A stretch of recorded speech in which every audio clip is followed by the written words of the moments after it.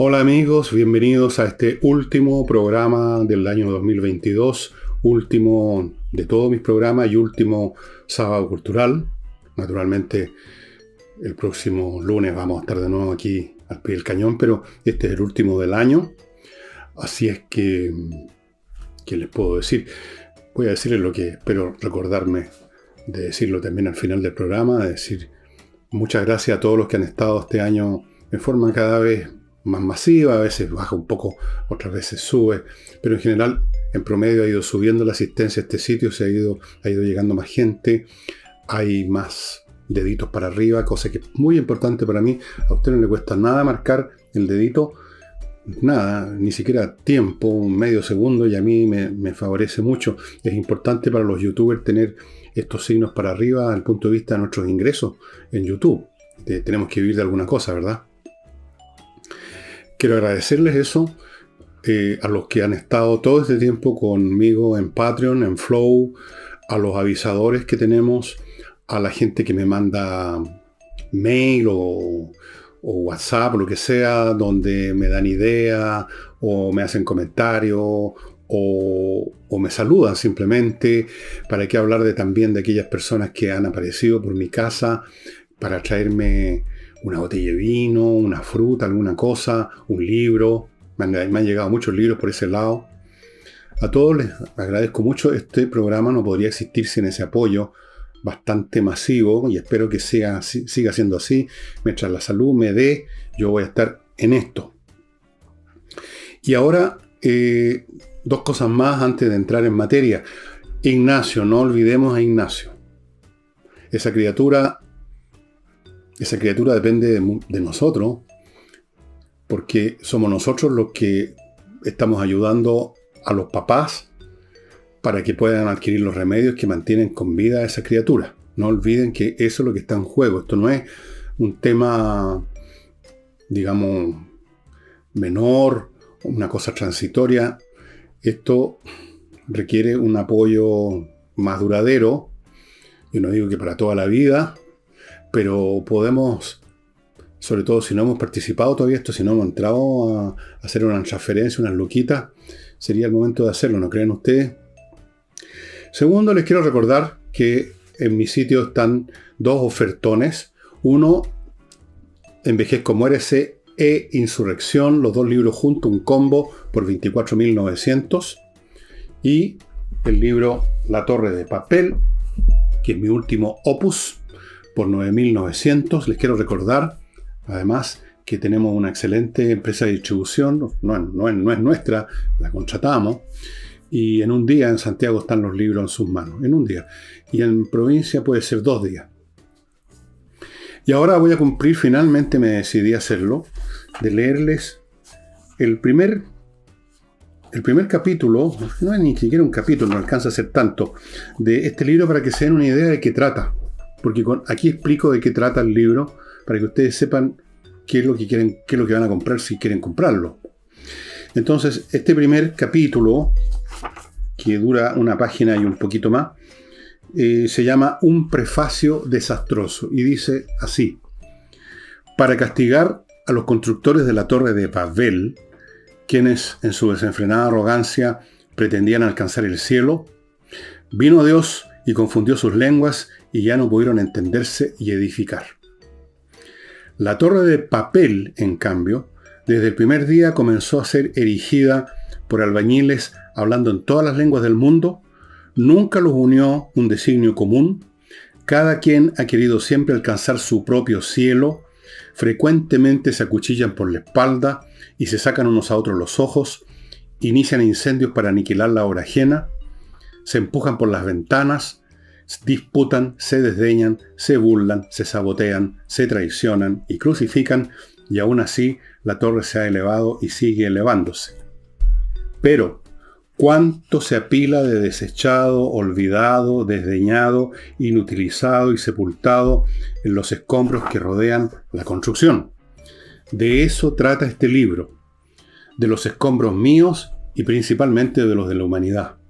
Los míos consisten en los libros que escribí y no son buenos, o lo eran, pero nadie les prestó atención. De los ajenos que no leí ni leeré y debí y debería haberlo hecho. Los que sí leí pero olvidé. Los que desdeñé o postergué. Los que desaparecieron en una mudanza o me robaron los amigos. Los libros de autores de quienes nunca tuve idea hasta cuando ya era demasiado tarde.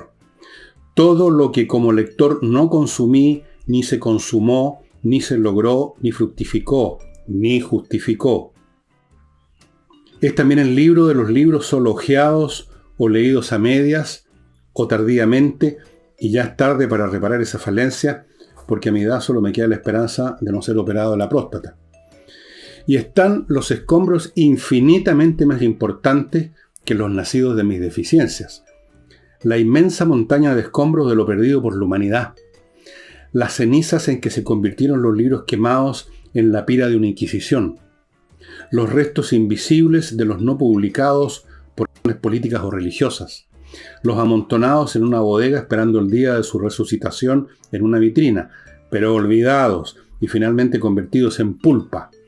Los manuscritos en pergamino que llegaron al scriptorium de un monasterio y sus textos únicos e invaluables fueron raspados y borrados para dejarle espacio a un brevario religioso o a la vida de un santo que nunca existió. Los libros prohibidos, confiscados y destruidos, los desaparecidos en naufragios, los transformados en humo en innumerables incendios, los que millones de lectores comunes y corrientes de todos los tiempos dejaron atrás a medio leer en una mudanza, en un carruaje, en un bus, en un tren o en un avión. Los cajón nunca más abierto, en un baúl que pasó al olvido en un sótano o un altillo, o los simplemente aplastados bajo una columna de libros, de modo que ya no los vimos, me pasa mucho, hasta 20 años después, cuando pasábamos el plumero. Y está la acción del tiempo de la que no somos responsables. Bien dice Holbrook Jackson en su The Reading of Books: teologías, filosofías y ciencias no solo varían con el tiempo, sino llegan a un final, se desgastan, viven solo como curiosidades, reliquias perdidas como esos fósiles marinos que encontramos en una montaña a cientos de kilómetros de distancia de la playa. Y es también el libro de los fantasmales libros nunca escritos porque sus autores fueron aniquilados en flor. De esos desastres, los grandes y los en miniatura, que son los míos, trata este desastroso libro. Espero que más o menos se hayan hecho una idea de qué trata esta cuestión. Creo que hay más que eso todavía en realidad, y también hay menos que eso. Hay cosas que no hice realmente tal como hubiera querido, porque un libro es una obra humana y está sometida al tiempo, a las necesidades, al espacio, a muchas cosas. Uno no puede nunca escribir el libro que quisiera, pero lo he tratado de aproximarme. Y ahora, ya que se va a celebrar hoy, si ustedes están viendo este programa hoy día, sábado para ustedes, y en unas horas más se acaba el año, me pareció interesante hablar de la superstición de las fechas. Esta superstición que consiste en que cierto número, que cierta fecha, que cierta cantidad tiene un significado especial por la forma, por el número o por cualquier otro motivo, en realidad completamente gratuito. Supongo que ustedes habrán visto muchas veces, todos los días se ve porque se repiten mucho, los periodistas se repiten y se repiten con los mismos clichés, habrán escuchado, habrán visto, leído 1000 veces la frase tal o cual cosa superó la barrera del 50% o la barrera del 2% o cualquier número que les parece significativo, se supone que era una barrera. Y en realidad ningún número es una barrera. Un número es un número nada más que está ahí. Y si el hecho de que sea un número redondito, como 50 en vez de 49, no lo constituye en una barrera ni en ninguna cosa en especial. Existe esa sensación de que la fecha, que un determinado periodo de tiempo que nosotros hemos creado arbitrariamente, tiene una significación. Entonces hablamos del año que se va y del año que viene, como si se estuviera yendo una cosa real con su cargamento y estuviera llegando otra con otro cargamento. Y desde luego en la historia humana hay fechas que, tanto por estar asociados con algún otro evento, con algún evento del pasado, o por un efecto meramente numerológico, porque ser un número redondito, el año 1000, por ejemplo, se constituyeron también en un referente, como si la fecha misma tuviese una capacidad para generar efectos, lo cual es absurdo. Una fecha es un nombre que le ponemos a un momento cualquiera de un flujo continuo, que es la historia del universo, del cosmos, del sistema solar, de la historia, de todo. Es un flujo, como un río que avanza, y las cosas no cambian ni se hacen más significativas, porque, digamos, en este punto donde está pasando este flujo, lo vamos a llamar tal fecha, el año 1000, y por lo tanto es algo importante.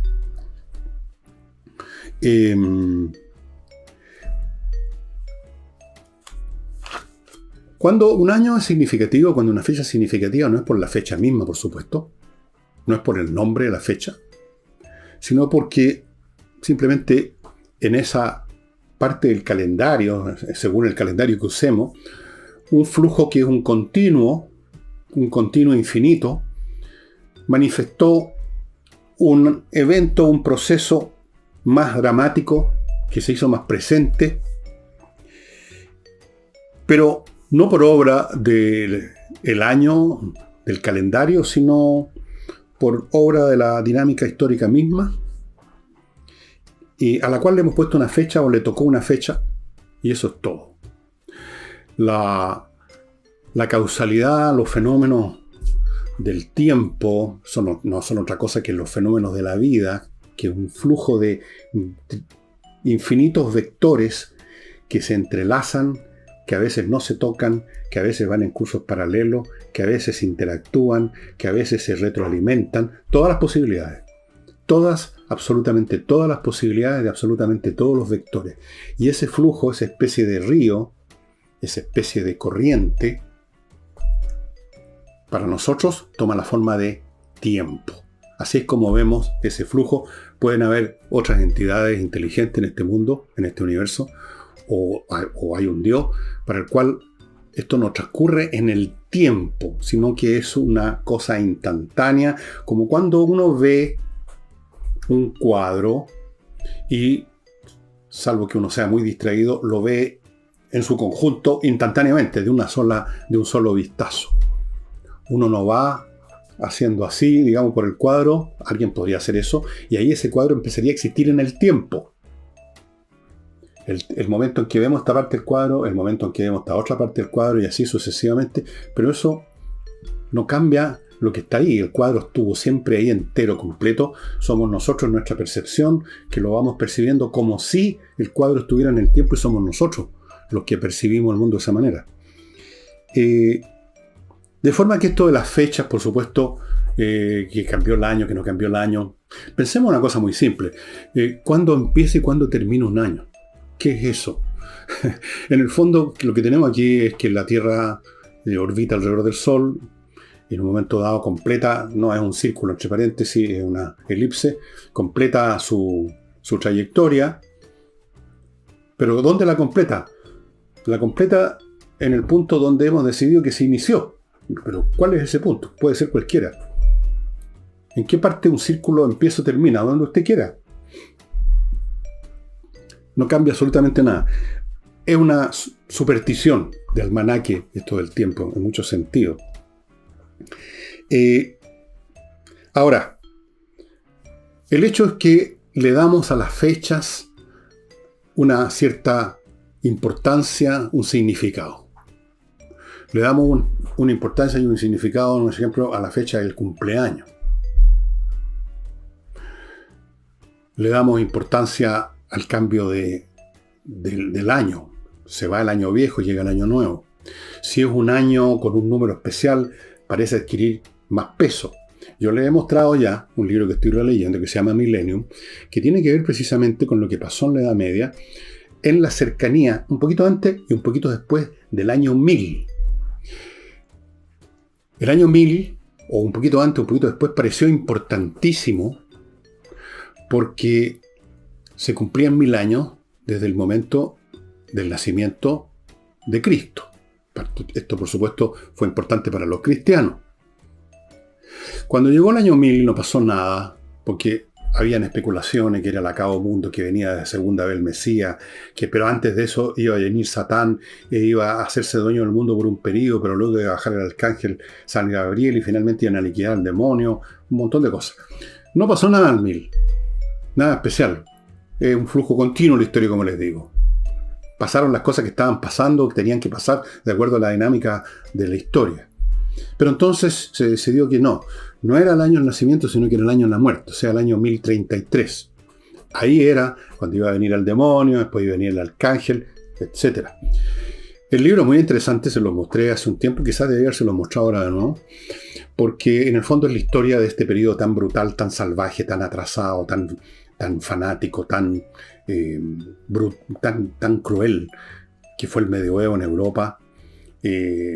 Fue un periodo ahí un poquito antes y después del 1000, por ahí, digamos, 50 años para atrás y 50 años para adelante, muy significativo en muchas cosas en la Europa medieval.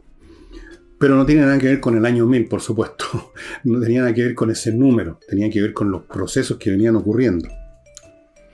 Ustedes recordarán que también ahora, estábamos todos ya viejones mucho, también cuando se iba a llegar el año 2000 y íbamos a pasar al siglo XXI, que en realidad pasamos al siglo XXI en el año 2001, porque el 2000 terminaba el siglo anterior, pero da lo mismo, todos estos caprichosos dan lo mismo. También hubo quienes se hicieron ciertas consideraciones respecto a que algo nuevo iba a pasar o algo iba a cambiar. Por supuesto que no pasó nada de todo eso. Luego, qué sé yo, vino la histeria con el año 2012, que se hicieron hasta películas, el año 2012. ¿Por qué? Porque había un calendario azteca donde aparentemente el año 2012 también era señalado como el fin del mundo. Entonces siempre hay un año que por algún motivo u otro parece que va a traer algo o va a poner término a algo que va a ser especialmente significativo, y no es así. Las cosas significativas ocurren, por supuesto. La historia no siempre es plana, y de pronto hay guerra, hay desastre.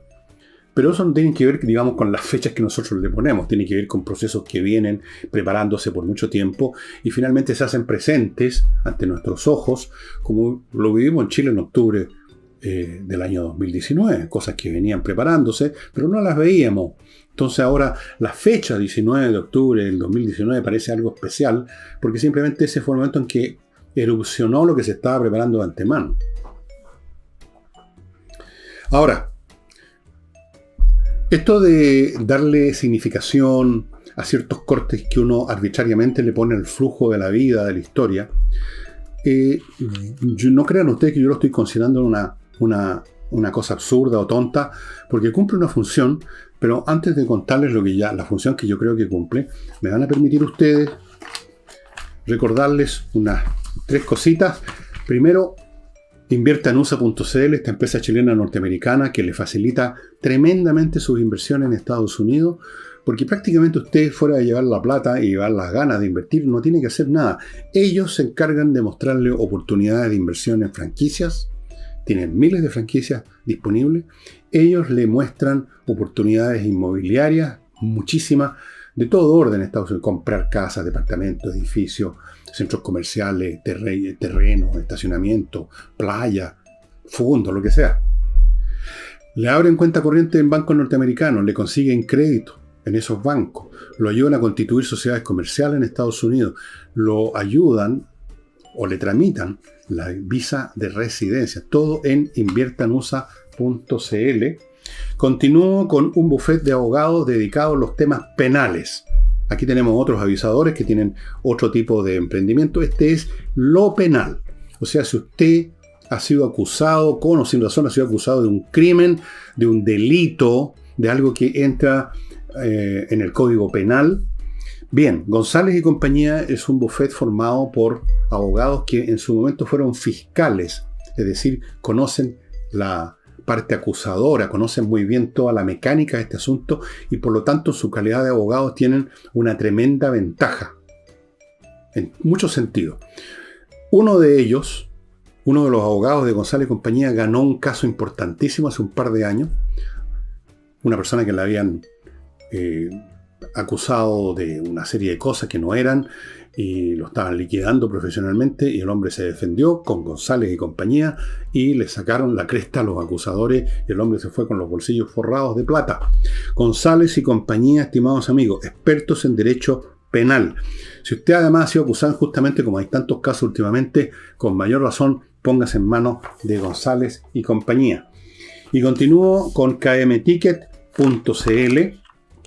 el outlet de tus pasajes nacionales e internacionales. Si usted va a viajar, ya no va a recurrir probablemente a las agencias de viaje, eso yo creo que ya pasó la historia.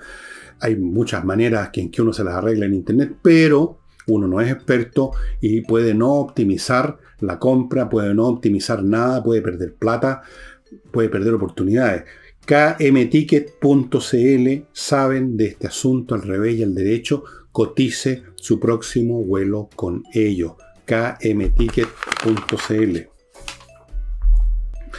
Bueno, el darle significado a ciertas fechas, como por ejemplo el cambio de año, que ustedes en unas horas más, yo también por supuesto vamos a tener, tiene una función psicológica muy importante. ¿Sí? Esto tiene una razón de ser, no es gratis esta cuestión. Por lo menos yo he detectado dos y pueden haber más. Si ustedes ven otras funciones, cuéntenme en los comentarios en YouTube. Uno, esto de poner un antes y un después. Un límite, una frontera. Es decir, aquí se acaba un año, aquí empieza otro. Sirve para dar por terminado una fase, un periodo que puede haber sido difícil. Y con esto nos hacemos la ilusión que terminó. Como que esas cosas difíciles no eran parte de un flujo que va a continuar, sino que era un cargamento que venía en una especie de camión, que era el año, y como se va el año, se van los problemas también, y llega un camión nuevo, el año nuevo, con otro cargamento distinto, donde probablemente podemos hacer ilusiones de que ahora salimos los problemas, ahora vamos a prosperar, ahora nos va a ir bien, año nuevo, vida nueva, etc. Todo eso, por supuesto, no es así. Las cosas no cambian porque cambió la hoja del calendario, pero cumple una función y nosotros los seres humanos vivimos en condiciones tan frágiles, tan difíciles, tan llenos de problemas, de amenazas por todos lados, que este tipo de cosas y muchas más, a las que creo que he hablado en algunos programas, no son absolutamente necesarias para ir cascando. Entonces decimos, este fue un año pésimo, pero menos mal que se terminó. ¿Cuántas veces usted ha pronunciado esa frase? ¿Cuántas veces la he escuchado? Menos mal que se terminó este año de mierda, dice. Menos mal que se acabó. Ahora viene un año nuevo y pueden haber cosas nuevas. Es como decir borrón y cuenta nueva, aunque no sea así. Y complementario con eso, creo que ya lo dije, no solamente eliminamos todo lo de malo o angustioso que nos haya pasado, sino que se abre un espacio supuestamente vacío, aunque no lo está, en el que podemos meter todas nuestras esperanzas, nuestras ilusiones, y decirnos ahora sí que las cosas van a funcionar. Digo que una ilusión que está vacío porque en el fondo va a estar lleno con lo que ya venía, lo que está en camino o quizás ya existe, porque el tiempo, como les digo, un antes, una hora y un después, un poco una ilusión humana, puede que el tiempo esté ya en todas sus fases, como un río que existe desde principio a fin todo el tiempo. El río no es una cantidad de agua que está todo el tiempo bajando por un cauce seco y va avanzando, la ola del frente es el presente, y lo que dejó atrás, el agua que va quedando atrás, el pasado, y la parte todavía del cauce que no ha llenado es el futuro. No es así. El río está todo el tiempo ocupando todo el cauce. Puede que sea así también con el flujo de la existencia, muy probablemente, creo yo. Pero nos hacemos esta ilusión y está bien. ¿Cómo podríamos los seres humanos vivir sin esta clase de consuelos o ilusiones de que podemos empezar de nuevo? Esa es la cuestión. Que ya nos fue mal, perdimos plata, se nos arruinó el negocio, nos echaron de la pega, me separé de mi cónyuge, quedó la crema, pero viene otro año. Podemos partir de cero. No vamos a partir de cero en realidad. Pero podemos hacernos ilusión y es bueno hacerse esa ilusión. Esas ilusiones, esas esperanzas son necesarias y a veces no solamente son necesarias para tranquilizarnos, para alejarnos por un momento de las angustias, sino que nos ayudan efectivamente a hacer las cosas con el ímpetu necesario para que salgan mejor. Cuando uno emprende una actividad sin creer en lo que está haciendo, le va a salir mal, le va a salir en Mahoma nomás. Cuando uno lleva a cabo una actividad pensando que va a salir estupendo, puede que no salga estupendo, pero hay una probabilidad que sí. Porque uno le está poniendo todo, las ganas, el entusiasmo, por lo tanto la energía. De manera tal que necesitamos este tipo de ilusiones, ustedes quieren.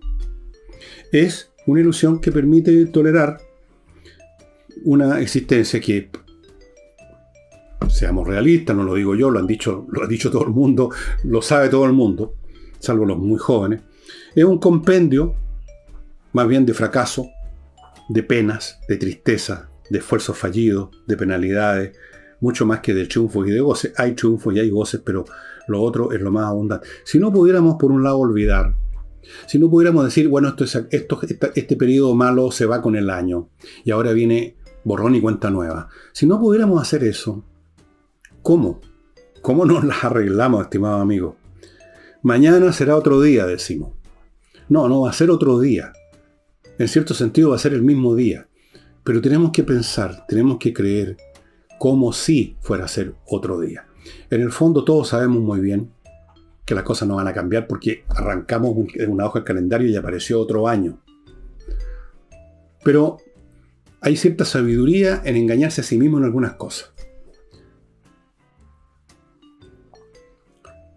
Ayer precisamente estuve leyendo un estudio que se hizo sobre la relación entre los escritos del escritor británico de origen polaco en realidad, Joseph Conrad y Anatole France.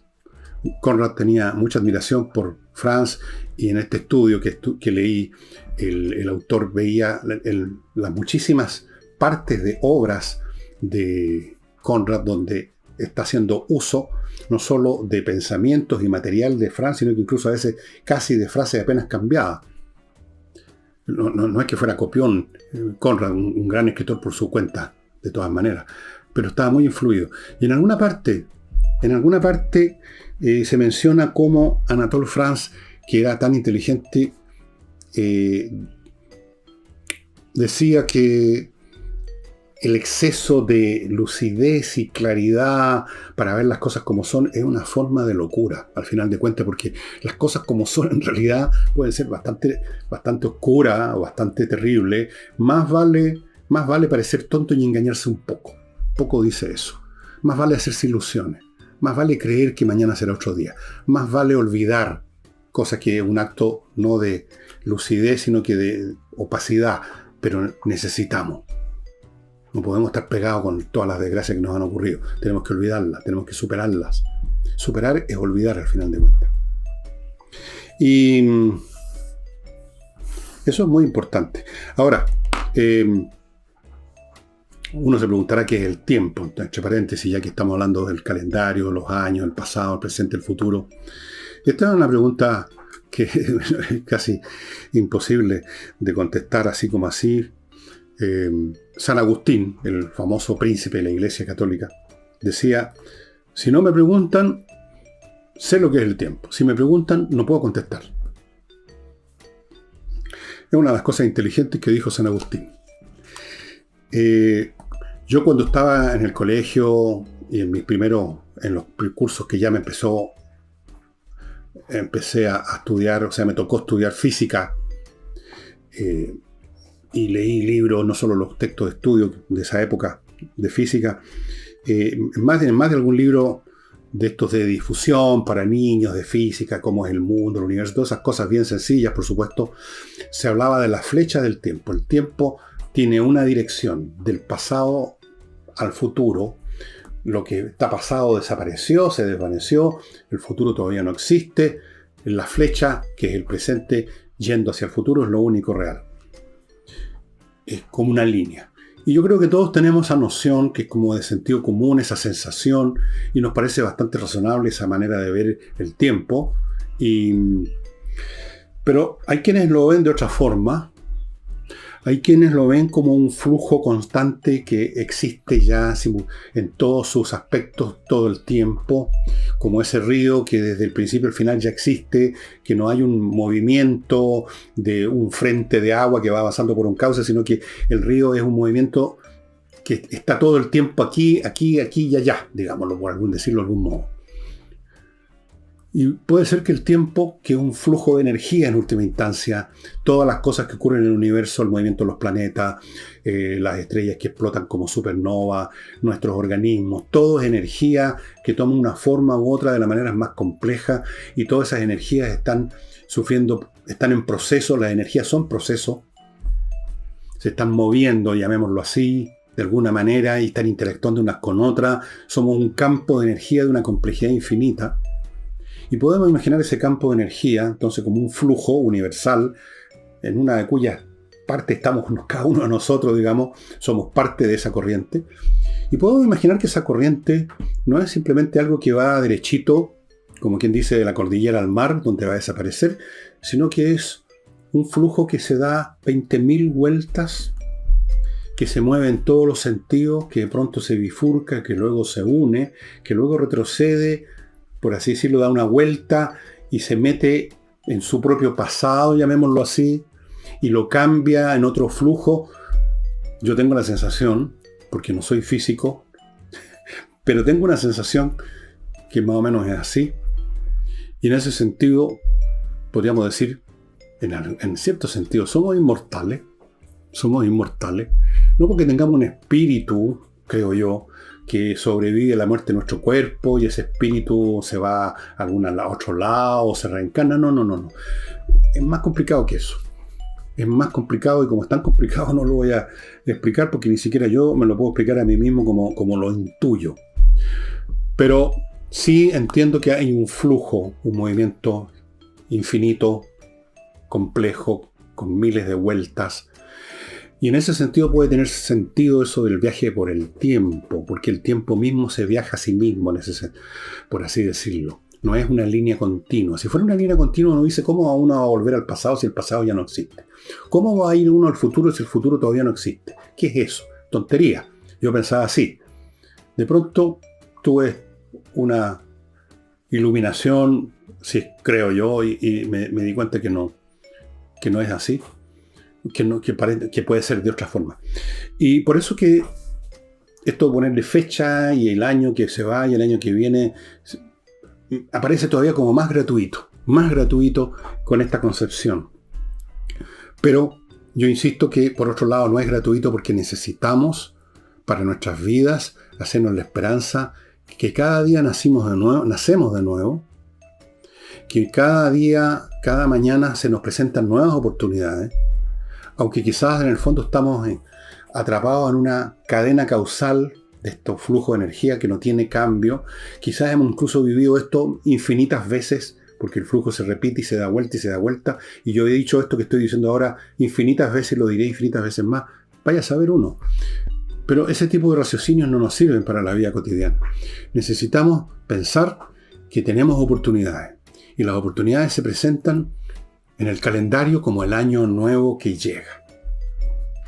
Y a propósito de esto de años especiales, les quiero recomendar un libro que ya se los recomendé, pero muy entretenido, no tiene que ver con lo que estoy diciendo, pero como tiene una fecha, su título es una fecha, 1913, el año previo a la Primera Guerra Mundial.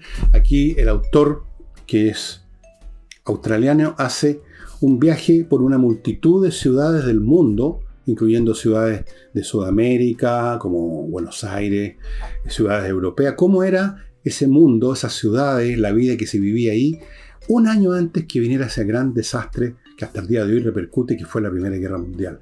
Es muy entretenido. Hay otro libro que les quería mostrar, pero no lo encontré en medio de las montañas. Como digo, aquí en la Torre de Papel hay libros que se desaparecen en las columnas, que se llamaba también con una fecha 1491. Cómo era América el año antes que llegaran los españoles. Si algún día lo encuentro, voy a tener que hacer orden uno de estos días, lo voy a dejar aparte para mostrárselo.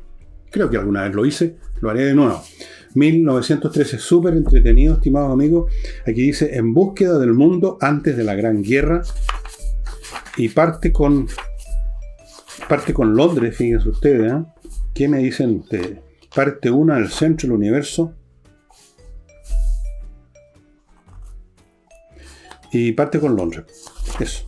No les voy a leer nada. Ya les leí bastante de mi libro. Y bueno, amigos, reitero mis agradecimientos a todos ustedes por haber estado conmigo todo este tiempo.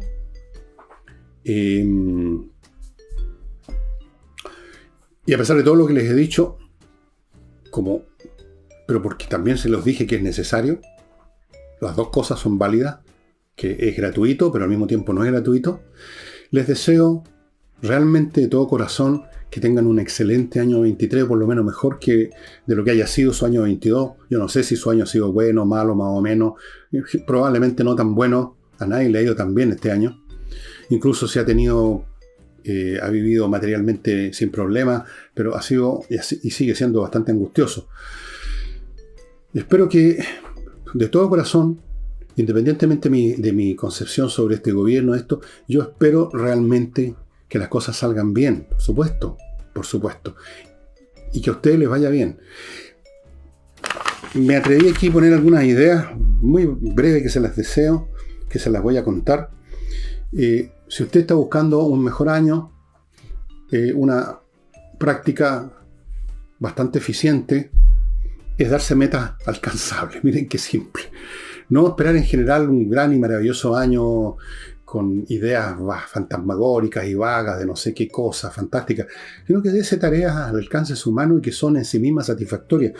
Yo me las doy todos los años y me ha funcionado crear esta cuestión con mi familia, después releer tales y cuales libros, en fin, siempre estoy escribir un nuevo libro, escribir sobre esto, escribir sobre lo demás allá, y estudiar cosas.